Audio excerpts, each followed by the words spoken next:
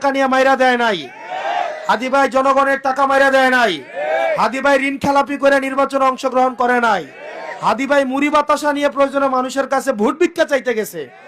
জনগণের টাকা মেরে দিয়ে বিদেশে সন্তানদেরকে পড়াশোনা করাইয়া সেই ছেলে বারে বসে মদ খায় আর কর্মীদেরকে বর্ডারে পাঠায়।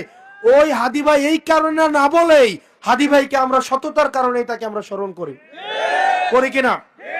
ঠিক একইভাবে বিনিময়ে আমি আপনাকে আমার সততাই দিতে পারবো, এর বেশি আমি আপনাদেরকে কিচ্ছু দিতে পারবো না। আপনারা ভালো থাকেন, সুস্থ থাকেন। আজকে এই জায়গায় এখানে আমার অনেক শিক্ষক ছিলেন, এখানে হচ্ছে নাজমুল ভাই আছেন, ছিলেন এখানে, উনি অবশ্যই এখানে পড়াইতেন না, এই যে হিরণ মাস্টার নামে একজন আছেন কাজীবাড়িতে না, ওনার ফ্যামিলির প্রত্যেকটা মানুষের কাছে আমরা পড়ছি, ওনার হিরণ স্যারের কাছেও পড়ছি, ওনার দুইটা মেয়ে আছে ওনার কাছেও পড়ছি, ওনার 4টা ছেলে আছে 4 জনের কাছেই পড়ছি। তো মূলত হচ্ছে আমাদের দেবিদ্বার যাওয়ার ক্ষেত্রে এই ফ্যামিলিটার একটা গুরুত্ব ছিল, প্রভাব ছিল। আপনারা সবাইকে এনগেজ করবেন, আপনারা যারা যারা আছে না পরিবারের প্রত্যেকটা পরিবারকে এনগেজ করবেন, প্রত্যেকটা পরিবারকে এনগেজ করে আপনারা হচ্ছেন মানুষের কাছে আপনারা যাবেন, ঠিক আছে?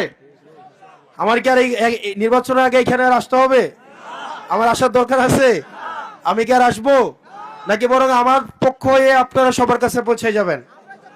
যাবেন তো? আপনারা প্রত্যেকে এক একজন হাসনাত হয়ে উঠবেন তো? প্রত্যেকে উঠবেন তো? আপনারা ভালো থাকবেন, সুস্থ থাকবেন। দিন শেষে এইটাই হচ্ছে, এখানে আজকে আমরা এখানে যারা আছি অধিকাংশের চিরস্থায়ী ঠিকানা হচ্ছে এইটাই। এই যে একটু 2 মিনিটের রাস্তা হাঁটলে আমাদের চিরস্থায়ী ঠিকানা। আমরা যে যাই হই না কেন জীবনে, এখানে যারা আছি আর কি, এখানে অধিকাংশ মানুষগুলাই কিন্তু শেষ একদম চিরস্থায়ী ঠিকানাটা হচ্ছে এই কবরস্থানটা, তাই না?